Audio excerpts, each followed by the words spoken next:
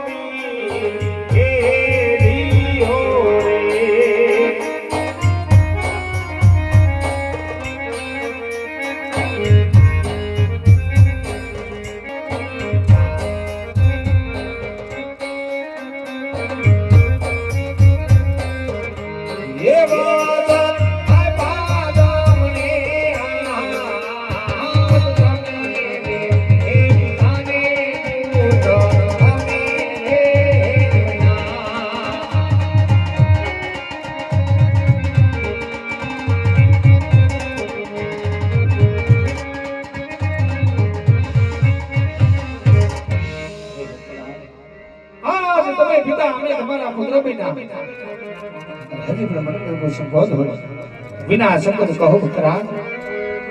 હા પ્રભુ, તમે તમારા બધાય ભક્તોને તમારી રાસલીલાના દર્શન કરાવ્યા છે મારા નાથ.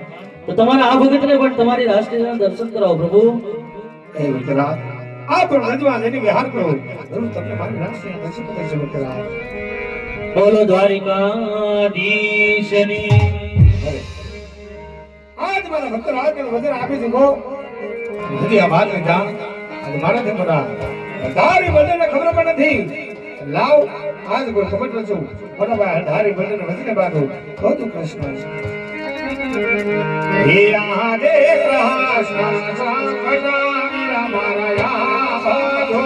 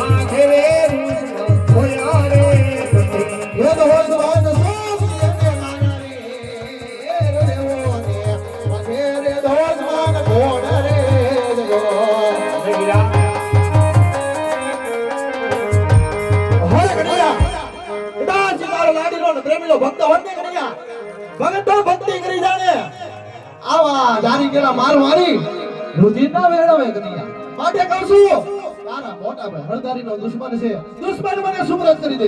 હે વીરા, આજ તેના ભાઈ હળદારી બને હોય એમના દુશ્મન કોણ હોય? અરે વીરા, એ તો મારો લાડીલો ને પ્રેમીલો ભક્ત છે. આજ તમારો પણ ભક્ત કહેવાય.